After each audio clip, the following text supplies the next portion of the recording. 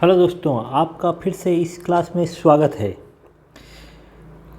हमने अब तक मैथमेटिक्स में जो अपनी नंबर सिस्टम चल रहा है, संख्या पद्धति, उसमें क्या क्या पढ़ा है एक बार तुरंत फास्टली ब्रीफली रिवीजन कर लेते हैं, देख लेते हैं हमने अभी तक क्या क्या पढ़ा है संख्या पद्धति के अंतर्गत। ये देखते हैं तो हमने इसके अंतर्गत हमको पढ़ना क्या क्या है, यही पढ़ना है।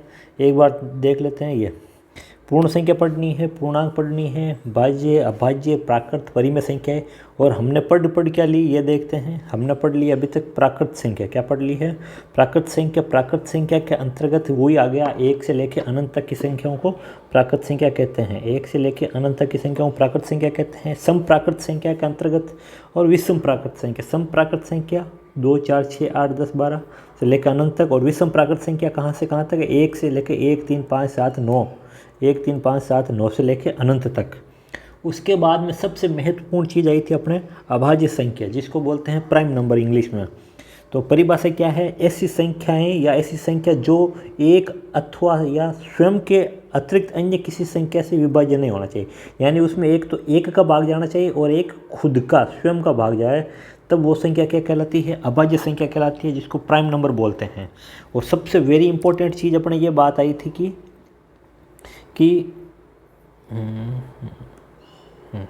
हाँ, वेरी इंपॉर्टेंट बात ये आई है, ये हाइलाइटर ये कौन सा है? ठीक है। हाँ, वेरी इंपॉर्टेंट बात ये है कि एक है न तो अभाज्य संख्या है। एक क्या नहीं है? अभाज्य संख्या नहीं है। इस चीज़ का विशेष तौर से ध्यान रखना। एक अभाज्य संख्या नहीं। कोई पूछे एक अभाज्य संख्या है, कन्फ्यूज में हम बोल देते हैं हाँ एक अभाज्य संख्या है, जबकि एक अभाज्य संख्या नहीं है। इस चीज़ का हमको विशेष तौर से ध्यान रखना है। आगे चलते हैं, आगे देखते हैं हम 1 से 100 तक की कितनी अभाज्य संख्याएं। ये सीधा सीधा पुट अप प्रश्न है। 1 से 100 तक की कितनी अभाज्य संख्याएं हैं? 1 से 100 तक की अभाज्य संख्याएं हैं 25 25। 1 से 50 तक की कितनी है? 1 से 50 तक 15 है। अभाज्य संख्याएं कौन कौन सी है वो देख लेते हैं हम। 2 है, देखो 2 है, 3 है, 5 है, 7 है। इसमें 2 3 5 7 11 13 17 19। उसके बाद में 23 29 31 37 45 43 47। इस प्रकार चलते चलते 1 से 100 तक हमको टोटल 25 अभाज्य संख्याएं मिलती है। कितनी अभाज्य संख्याएं मिलती है? टोटल 25 अभाज्य संख्याएं मिलती है। इसके बाद में हमने प्रश्न सोल्व किया था, निम्नलिखित में से अभाज्य संख्या कौन सी है या कौन सी नहीं है। यहाँ तक चलो भाई 100 तक हम पहचान लेंगे या काउंट कर लेंगे, देख लेंगे, भाग दे के। लेकिन उससे ज़्यादा आ गई, 100 से बड़ी संख्या आ गई, तो उसको हम कैसे पहचानेंगे? उसके लिए हमने यही बात कही थी कि अभाज्य संख्या जो न्यूनतम अभाज्य संख्या उसका वर्ग करना है। न्यूनतम अभाज्य संख्या मतलब शुरू की कोई सी भी ऐसी संख्या, जैसे यहाँ पर 153 आ गया, तो 153 है तो संख्या ज्ञात करने के लिए हम क्या करेंगे? 153 में ये देखो 153 है, तो 153 के हिसाब से हम देखेंगे कि 2 3 5 7 कोई सी भी संख्या, ये देखो जहाँ पर ये हाईलाइट कर रहा हूँ ना, जैसे ये 2 3 5 7 यहाँ से यहाँ तक के बीच में ऐसा कौन सी संख्या है जिसका वर्ग 153 से छोटा या बड़ा हो। तो हम क्या देखते हैं? हम देखते हैं कि 153 में देखो 2 3 5 7 और 11, तो यहाँ 11 और 12 क्यों नहीं लिया? 12 है नहीं अभाज्य संख्या। 11 के बाद में सीधी है 13 का आता है 169। हमको चाहिए 153 के लिए चेक करना है कि अभाज्य संख्या है या नहीं है। इसके लिए हमने 2 3 5 और 7 और 11 तक की ही अभाज्य संख्या ली और उनका भाग देके चेक किया। मतलब 11 तक की अभाज्य संख्याओं का भाग देके चेक करेंगे। अगर भाग चला जाता है इसका मतलब 153 अभाज्य नहीं है। अगर भाग चला जाता भाग नहीं जाता है तो इसका मतलब 153 क्या है? अभाज्य संख्या है। इसी प्रकार हमने इसके 253 के लिए देखा, 253 के बाद में हमने 353 के लिए देखा। इस प्रकार 253 में देखते हैं कि 7 11 का भाग चला जाता है और 353 में किसी भी संख्या का भाग नहीं जाता, इसलिए इसका सही उत्तर क्या आ गया? सही उत्तर आ गया सी। इसी प्रकार 187 के लिए देखा था, 241 के लिए देखा था। 241 के लिए एक बार पुनः समझ लेते हैं कैसा हमने किया था। जैसे 241 कोई पूछ ले हमको कि भाज्य है अभाज्य है या समझ में नहीं आ रहा है, जैसे 241 इसके लिए चेक करना, तो हम शुरू के पहले देखते हैं अभाज्य संख्या कौन कौन सी है। 2 है, 3 है, 5 है, 7 है, 11 है, 13 है, 17 है और 19 है। ठीक है, ये अभाज्य संख्याएं हैं। अब 241 की बात है तो इन संख्याओं में से किसका वर्ग इससे कम या बराबर होगा? इससे कम देखते हैं। 17 का तो होता है 289, तो यहाँ तक लेना ही नहीं, 113 तक लेना है। तो 13 तक है ना, सब संख्याओं का यहाँ इसमें भाग लगा चेक करना। 2 का भाग इसमें जाएगा नहीं, 3 का भाग देके 4 1 5 6 7, 3 का भी भाग नहीं जा रहा, 2 का नहीं गया, 3 का नहीं दिया, और 5 का ट्राई करते हैं। 5 का नहीं जाएगा, इकाई अंक पे यहाँ पर 1 है इसलिए 5 का भाग नहीं जाएगा। 7 के लिए देखते हैं, 7 कम 7 7 14 7 3 21, पीछे बच गया 3 31, 31 में 7 का भाग नहीं जाएगा इसलिए 7 का भी भाग नहीं जा रहा है।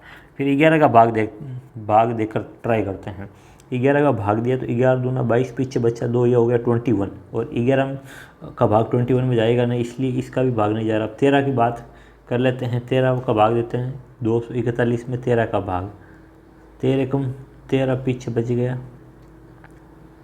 11 भाग, फिर बाद में 13 का भाग दिया, 13 का 111 में भाग नहीं जा रहा। इसका मतलब ये कि 241 क्या है, 241 अपने अभाज्य संख्या है।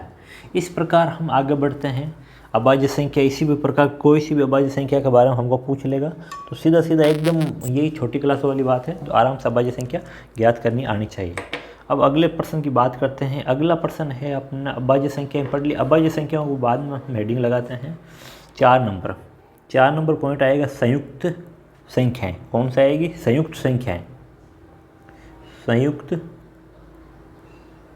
संख्याएं, संयुक्त संख्याएं इंग्लिश में बोलते हैं कंपोजिट नंबर। Composite number. इसके लिए परिभाषा देखते हैं। संयुक्त संख्याओं के लिए क्या परिभाषा दी है? ऐसी संख्या जो एक तथा स्वयं के अतिरिक्त कम से कम एक अन्य संख्या से अवश्य विभाजित होती हो। मतलब कम से कम एक से भाग जाना, ज़्यादा बार जा रही है तो भी वो संयुक्त संख्या है, लेकिन एक और स्वयं के अतिरिक्त अन्य एक संख्या का कम से कम भाग जाना चाहिए, चाहे और कोई सी भी संख्या का भाग। जैसे मतलब जो अभाज्य संख्या है उनको छोड़ के सारी संख्याएं क्या है? संयुक्त संख्या है। इस चीज़ को इसमें भी एक नोट लगा के विशेष तौर से ध्यान रखना, एक संयुक्त संख्या नहीं है, मतलब एक न तो अभाज्य संख्या है और न संयुक्त संख्या, एक संयुक्त संख्या नहीं है। इस चीज़ का ध्यान रखना विशेष तौर से। ये हो गया। अब इसकी परिभाषा हम लिख लेते हैं। क्या है परिभाषा, डेफिनेशन? हम देखते हैं ऐसी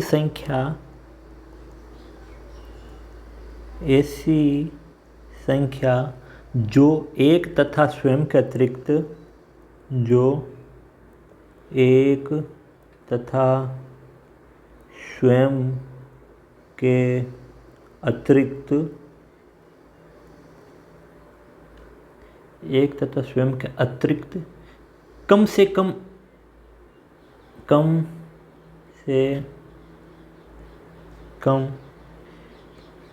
एक अन्य संख्या से अवश्य विभाजित होती हो। अवश्य विभाजित होती हो। जैसे वही है, केवल हमको किसको छोड़ना है? हमको अभाज्य संख्याओं को छोड़ना है। एक तो न तो अभाज्य है और न ही संयुक्त, इसलिए एक तो लेना ही नहीं है। रही बात 2 और 3, 2 और 3 क्या है? अभाज्य है। एक बार यहाँ लिख देता हूँ, अभाज्य कौन सी है?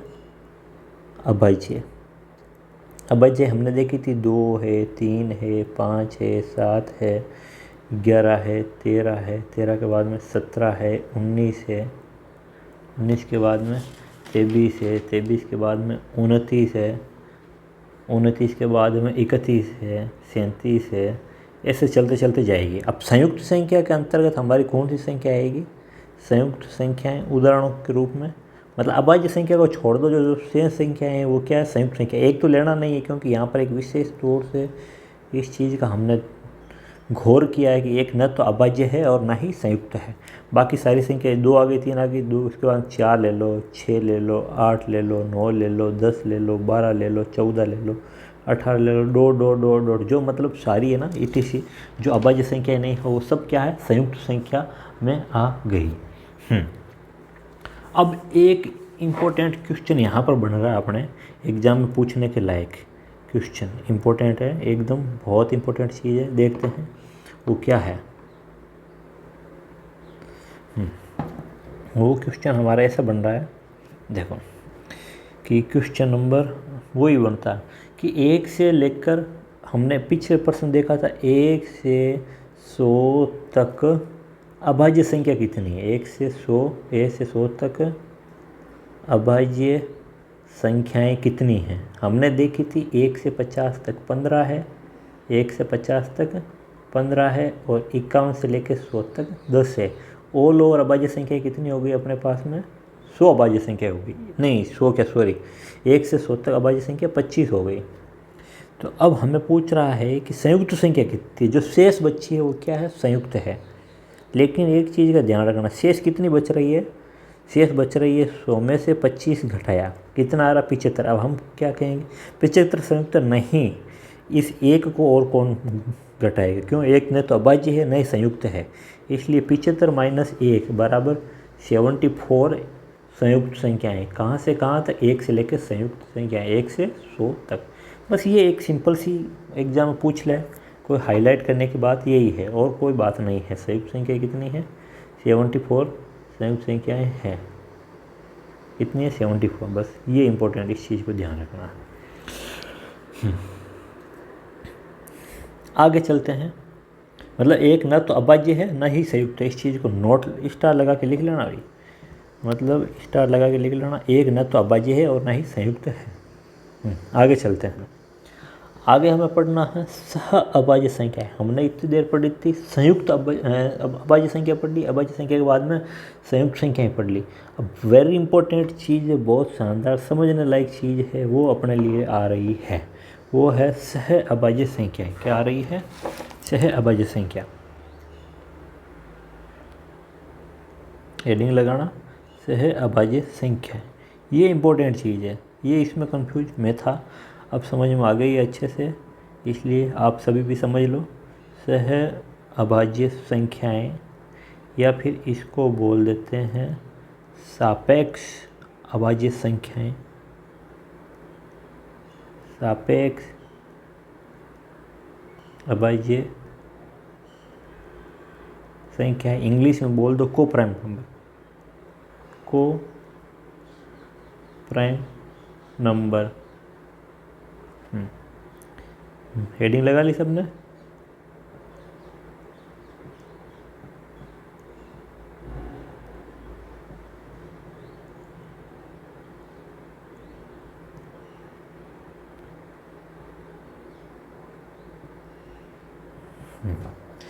सह अभाज्य संख्या या सापेक्ष अभाज्य संख्या।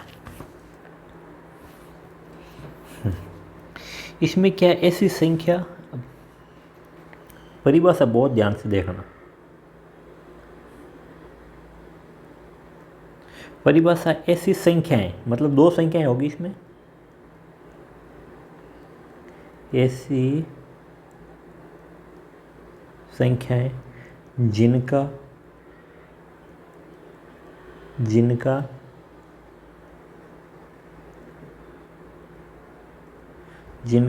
मसप है, महत्तम समापवर्तक मसप है, जिसे अंग्रेजी में बोलते हैं HCF, एक हो। क्या हो? एक हो। कहने का मतलब हाईएस्ट कॉमन फैक्टर इंग्लिश में।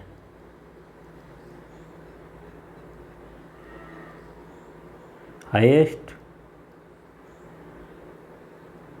Common factor. ऐसी संख्याएं जिनका महत्तम समापवर्तक एक हो। क्या होना चाहिए? महत्तम समापवर्तक एक होना चाहिए। तो चलो देखते हैं कि सह अभाज्य संख्याएं कौन कौन सी है। जैसे एग्जाम्पल लेते हैं, एग्जाम्पल के माध्यम से समझते हैं। एग्जाम्पल, जैसे एग्जाम में प्रश्न आ गया 12 और 25 सह अभाज्य है क्या? सह अभाज्य, देखो भाज्य वो बात अलग चली गई हो, उसकी परिभाषा अलग है, उसकी डेफिनेशन हर चीज़ से अलग है। लेकिन सह अभाज्य संख्या बहुत इंपॉर्टेंट चीज़ है, ये समझते हैं। सह अभाज्य है क्या? है क्या? ये प्रश्न आ गया, ठीक है। अब परिभाषा क्या है, हमारी परिभाषा है ऐसी संख्याएं जिनका महत्तम समापवर्तक कितना होना चाहिए, में सब हाईएस्ट कॉमन फैक्टर 1 होना चाहिए। चलो देखते हैं, जैसे 12 है,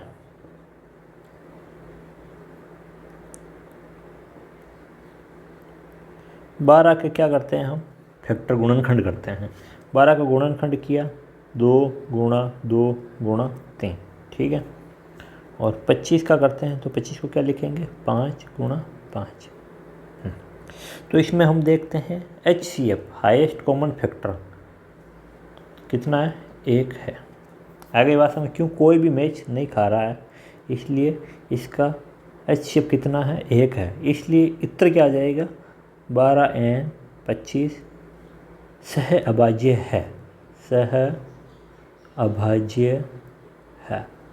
बहुत इंपॉर्टेंट काम की चीज़ है, इस चीज़ को ध्यान रखना। इसी प्रकार एक आगे उदाहरण और ले लेते हैं, उदाहरण लेके बात करते हैं।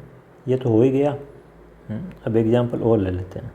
एग्जाम्पल जैसे एग्जाम में प्रश्न आ गया आपने 95 और 119 सह अभाज्य है या नहीं है, इसकी जांच करनी है। सह अभाज्य है या नहीं, इसकी जांच करनी है। 95 तो हम 95 के कॉमन फैक्टर या अपने फैक्टर देखते हैं। 95 के गुणनखंड क्या क्या होते हैं, 95 गुणनखंड हमें पहाड़ याद, गुणिवर्ती में सब चित्रों का 95 5 और 19 होता है। कितना होता है, 5 और 19। और 119 का कितना होता है, 119 का देखते हैं 17 7 119, हाँ 17, 7 और 17, 7 गुणा 17। हम देखते इसमें कोई सा भी कॉमन नहीं आ रहा, इसलिए इसका HCF कितना है, HCF 1 है। कितना है, 1 है। इसलिए हम क्या कह सकते हैं, हाँ 95 और 119, 95 और 119 सह अभाज्य है। 95 और 119 क्या है, सह अभाज्य है। बस ये काम की चीज़ है, ये अपना फाइनली आंसर आ गया। इसी प्रकार 65 और 156 को देखते हैं, ठीक है। 65 और 156 प्रश्न आ गया कि बताइए कि 65 और 156, 65 और 156 सह अभाज्य है क्या, सह अभाज्य है क्या। इसका सॉल्यूशन करते हैं। तो 65 के हम क्या करेंगे, कॉमन फैक्टर देखते हैं। गुणनखंड क्या है, 5 गुणा 13, क्यों 13 5 65 होता है। और 156 का देख लेते हैं, 156 का, तो 156 का निकालते हैं। देखो 156 का 2 7 14 2 8 16 40 13 और 13, ये है 156 का अभाज्य गुणनखंड। 2 गुणा 2 गुणा 3 गुणा 13। इसमें हम देखते हैं, इसमें हम क्या देखते हैं कि कॉमन आ गया। ये देखो कॉमन क्या है, 13 13, मतलब इसका HCF कितना है, HCF 1 तो है ही है, लेकिन इसके एक साथ में क्या आ गया, 13 आ गया। इसका मतलब सह अभाज्य नहीं है। बस क्या लिख देंगे, सह अभाज्य नहीं है, सह अभाज्य नहीं है। इस प्रकार अपने को प्रश्न सरल करने हैं, एकदम अच्छा है, आराम से कर सकते हैं। अगली हेडिंग अपना 6 नंबर पॉइंट है पूर्ण संख्याएं। क्या है, 6 नंबर पॉइंट, 6 नंबर पॉइंट है पूर्ण संख्याएं। क्या है, 6 नंबर पॉइंट पूर्ण संख्याएं, होल नंबर।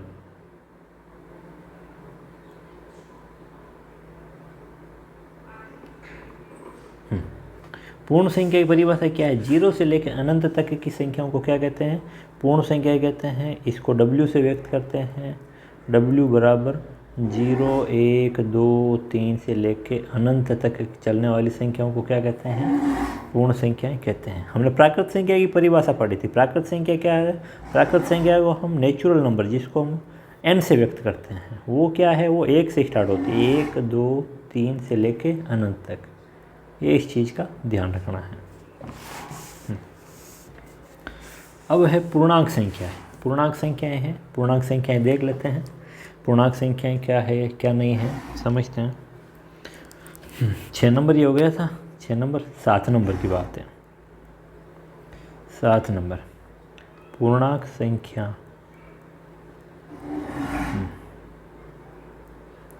पूर्णांक संख्या जिसको बोलते हैं इंटीजर, इंग्लिश में इंटीजर, इसको आई से व्यक्त करते हैं, आई बराबर। इसमें क्या है, पूर्णांक की सीधी सीधी परिभाषा है धनात्मक, ऋणात्मक और 0।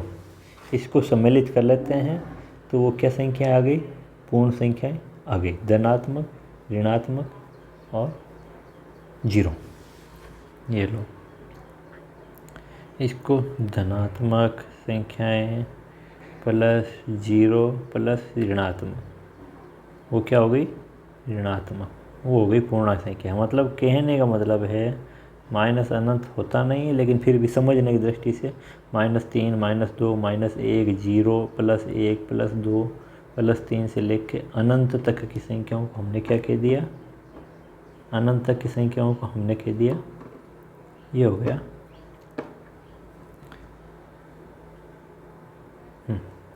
अनंत तक की संख्या, ये हो गई अपने पूर्णांक संख्याएं। ठीक है, अब लास्ट में हम बात करते हैं परिमेय संख्या की। किसकी बात आ रही है 8 नंबर पे, परिमेय संख्या की, रेशनल नंबर। 8 नंबर परिमेय संख्या, इंग्लिश में बोलते हैं रेशनल नंबर। परिभाषा सीधी सी है, इसको Q से व्यक्त करते हैं। परिभाषा है ऐसी संख्या जिसको P/Q के रूप में लिख सकते हैं, ये है परिभाषा, जहाँ Q naught is equal to 0, Q 0 नहीं होना चाहिए, और क्या है, और P और Q हमेशा क्या होने चाहिए, पूर्णांक होना चाहिए, मतलब इंटीजर पूर्णांक होने चाहिए। क्या होना चाहिए, पूर्णांक। ये अपने परिभाषा है परिमेय संख्या की, सीधी सीधी बात है। मतलब भिन्न रूप, भिन्न रूप होता है ना, भिन्न रूप। देखो, भिन्न रूप में संख्या को लिखा जाता है जहाँ पर Q है ना, Q का मतलब हर, डिनोमिनेटर, हर क्या नहीं होना चाहिए, 0 नहीं होना चाहिए। ये इसकी सीधी सी परिभाषा, एकदम सिंपल सी सीधी सी परिभाषा है। आगे देखते हैं, आगे अपने क्या है। अब थोड़े से अच्छे प्रश्न आ रहे हैं, वो देखते हैं, एग्ज़ाम के लायक है क्या है क्या नहीं। हाँ, अब जैसे एग्जाम्पल देख लेते हैं हम इनके, एग्जाम्पल कि परिमेय संख्या है या नहीं है। एग्जाम्पल के रूप में हम देखते हैं, हम बोलते हैं 2 परिमेय संख्या है। क्यों, क्योंकि इसके नीचे 1 है। इसी प्रकार मैं कह दूँ 5/7 बिल्कुल है परिमेय संख्या। क्यों, Q और P और Q के जैसे है। इसी प्रकार मैं कह दूँ -8/17 बिल्कुल है। इसी प्रकार मैं कह दूँ -21/-23 ये भी है। अब कोई पूछे 0 क्या है, परिमेय है क्या, 0 परिमेय है क्या, बिल्कुल है, 0 परिमेय है। क्यों है, क्योंकि इसके नीचे 1 है। और हमारी परिभाषा क्या है, हमारी परिभाषा है P/Q के रूप में व्यक्त किया जाना चाहिए। ये P और Q के रूप में व्यक्त है, और ये कह रहा है Q 0 नहीं होना चाहिए, हर 0 है, बिल्कुल नहीं है, इसका मतलब ठीक है। और P और Q दोनों पूर्णांक होना चाहिए। अब ऊपर देखते हैं 0 पूर्णांक है क्या, बिल्कुल। हमने परिभाषा भी क्या दी, धनात्मक संख्या, ऋणात्मक संख्या और 0, इसको हम क्या बोलते हैं, पूर्णांक। इस प्रकार ये 0 क्या है, परिमेय संख्या है। इम्पोर्टेंट चीज़ है, इस चीज़ को ध्यान रख लेना, इम्पोर्टेंट चीज़ है।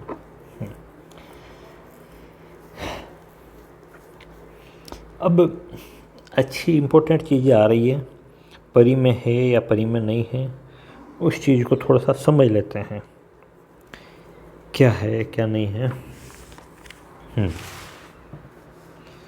परिमेय पढ़ रहे हैं, परिमेय के बाद में अपरिमेय देखेंगे। हाँ, नोट। अब आपको नोट लगा के लिखना है।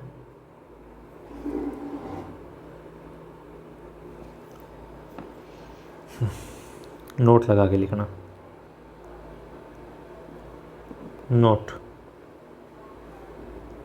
√2, √3, परिमेय संख्याएं नहीं है, मतलब रूट के अंदर वाली ऐसी संख्याएं आती हैं ना, परिमेय संख्याएं नहीं है। अभी देखो समझेंगे हम कौन से सारी रूट के अंदर वाली परिमेय संख्याएं नहीं, कुछ कुछ होती भी है। जैसे देखते हैं रूट और 2 और अंडर रूट ऑफ 3, ये क्या है, परिमेय संख्या नहीं है।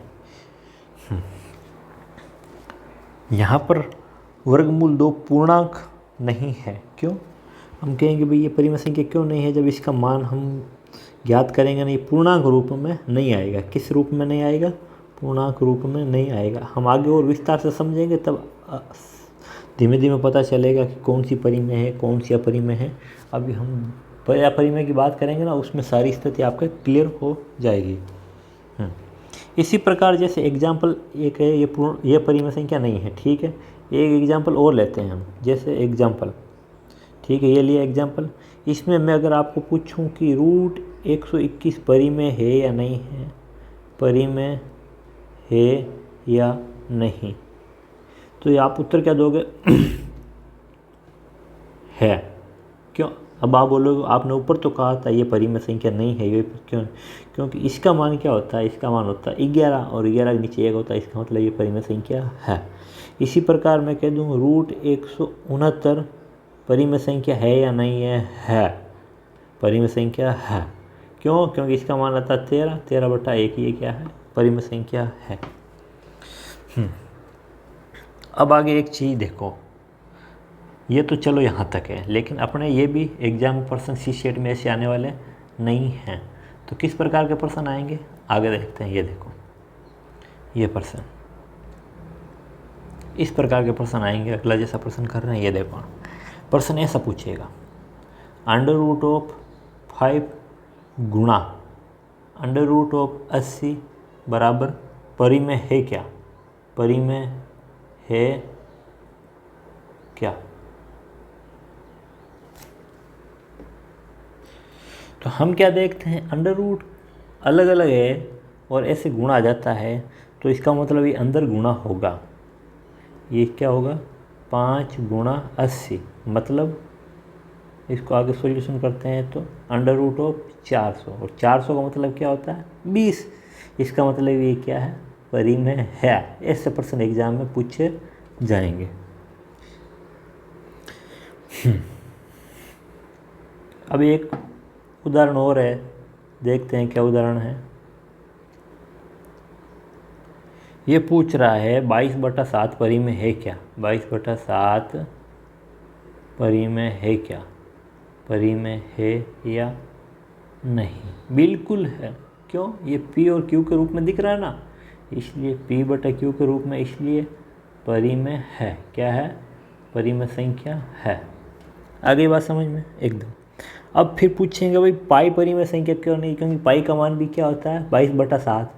ये 22 एग्जैक्ट मान नहीं होता है, हम अपनी सुविधा के अनुसार मान लेते हैं, इसलिए पाई क्या नहीं है, परिमेय नहीं है। इस चीज़ का ध्यान रखना, पाई परिमेय नहीं है, इस चीज़ का विशेष रूप से आप ध्यान रखना, स्टार लगा के ध्यान रखना। इस चीज़ का हाईलाइट कर देता हूँ मैं, पाई परिमेय नहीं है, बस इस चीज़ का ध्यान रखना है, पाई परिमेय नहीं है बस। क्यों? क्योंकि आप देखना कभी भाग देखे, जैसे एक पाई का मान क्या होता है, पाई का मान देखो क्यों नहीं होता, देखो अभी हम समझेंगे। देखो पाई का मान हमेशा अपने क्या होता है, पाई का मान होता है 3.141592 ऐसे चलता जाता है, ठीक है।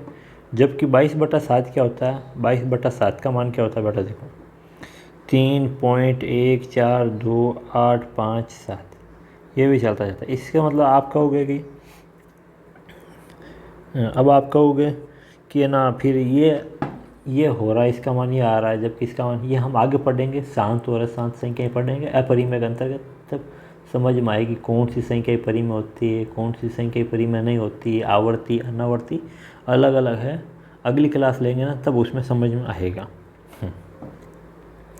अब बोले पाई का मतलब, पाई ये क्या है, पाई वर्त की परिधि और उसके व्यास का अनुपात है जो निश्चित है। क्या है? पाई क्या है? वर्त की परिधि और उसके व्यास का अनुपात है जो निश्चित है। अब हम आगे की क्लास में क्या पढ़ेंगे, आगे की क्लास में हम पढ़ेंगे अपरिमेय संख्याएँ। आज की क्लास में यहीं तक, आगे पढ़ेंगे हम अपरिमेय संख्याएँ, उसके बाद में वास्तविक संख्याएँ। धीमे धीमे उसके बाद में शांत अशांत दशमलव का प्रसार आएगा ना, तब उसमें हम पढ़ेंगे शांत और अशांत संख्याएँ कौन सी होती है। ठीक है, क्लास अच्छी लगी तो अपने दोस्तों के साथ में शेयर करना, लाइक करना, चैनल को सब्सक्राइब करना मत भूलना। मिलते हैं अगली क्लास में।